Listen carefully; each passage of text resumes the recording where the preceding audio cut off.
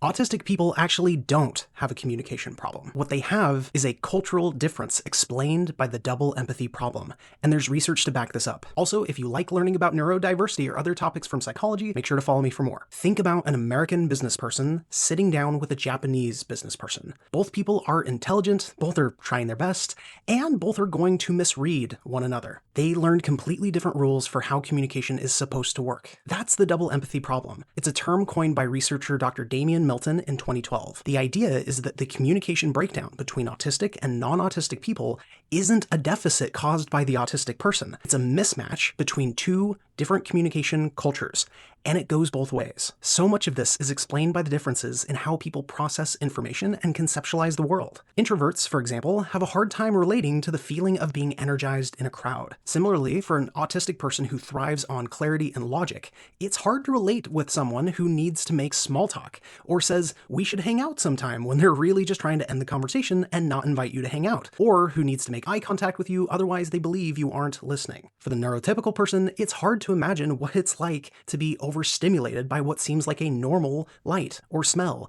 or to need explicit instructions for something that everyone just knows. This disconnect with lived experiences is exactly where the cultural divide happens between autistic and neurotypical people. And because of this, both parties can have a hard time fully understanding and relating to one another. A 2022 study by Catherine Crompton and colleagues found that autistic people communicating with other autistic people were just as effective as neurotypical people communicating with other neurotypical people. The breakdown happened specifically when the two groups were mixed. So if you're autistic and you've spent your whole life feeling like you're the problem, you aren't. You were just trying to relate to someone from a different culture, and they were trying to relate to yours. And if someone in your life is autistic, the work of understanding and acceptance and respect is not theirs alone. It belongs to both of you. Make sure to share this with someone who needs to hear it too. Stay hungry, my friends.